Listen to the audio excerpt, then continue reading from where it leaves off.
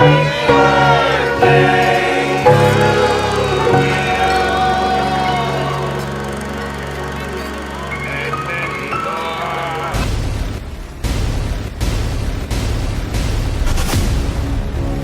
13.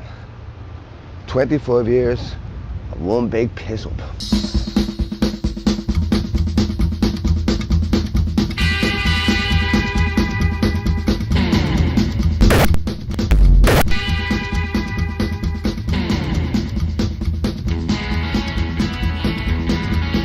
Lucky 13, the last bastion of blue-collar culture in an ever-changing gentrified neighbourhood. Here you been, wild, wild baby, you better not sin.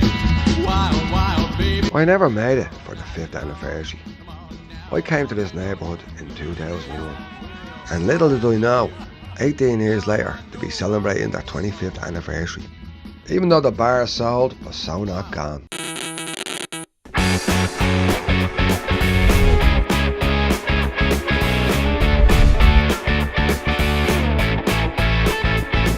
I'd say like the last 25 years, it all started out as a, as they say, a good laugh, but then it turned into a lot more than that. It turned into like a, a sense of community, family.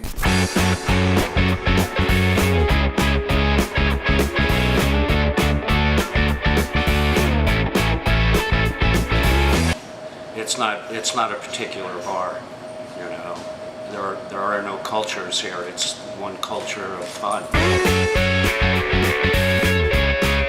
Lucky 13, just 2 doors from here, that is basically the parlor room for all of us around here.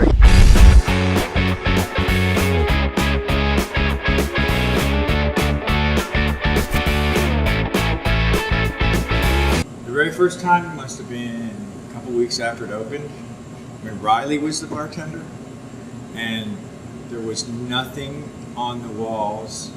The whole place was the color of that wall, that gray. There weren't even these back here. There was nothing in here.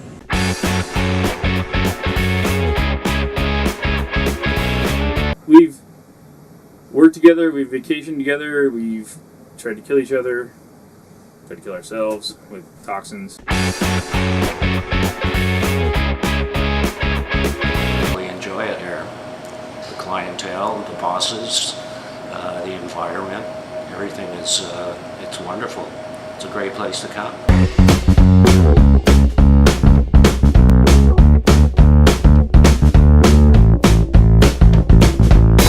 There's a lot of good memories. There's a lot of good times playing music here, a lot of good times like hanging out here, a lot of good times with people who aren't here anymore.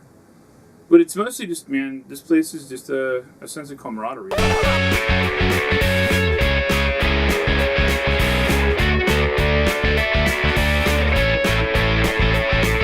Do you remember when I first started working here in '98? Every weekend there was a fight at the pool table. Every goddamn weekend.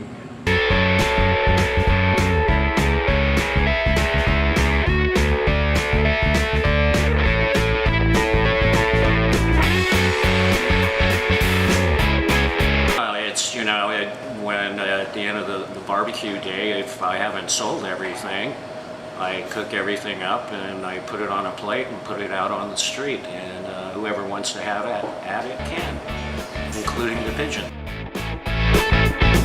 First time I worked here, I came from managing another place. I was managing a charter department for a Blue and Gold fleet in San Francisco, and I came in with my friend Jet, and Martin was gonna hire me, but I had to work the door for a year.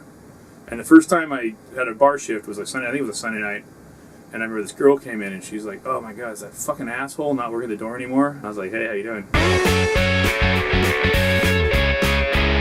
And as far as this being a historical building, well, some historical things have happened here, but it's a fucking box. It wasn't meant to last. It wasn't built as a permanent thing. That it's been around for 110 years is amazing. Because it's fucking plywood and lath. It's just, it's a box. And it was built as a box for woodworkers, for supplies and camping and stuff after the earthquake. Experiment that worked. And whether or not, how much longer it goes on, it is what it is and you always have it. Now, if they were building real affordable housing, I would be on their side. But as you know, they're not. I feel that there is an economic bubble, not just in our neighbourhood, but the rest of the city, that is not going to be sustainable, and the crash is a real concern. In the meantime, while the city encourages reckless spending, one of the trade-offs is Lucky 13. It's not just about a neighbourhood bar, it's about history, tradition, culture and community. I just wish the city would make moral decisions and not business ones. It's we've been through a lot of changes. We just a lot of people, but they're always good people.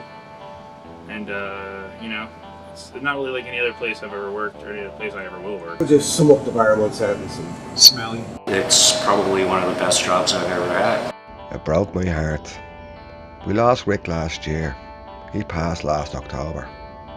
After 20 years working in Lucky, Craig left and went back to Canada. Toby, he's still at the bar.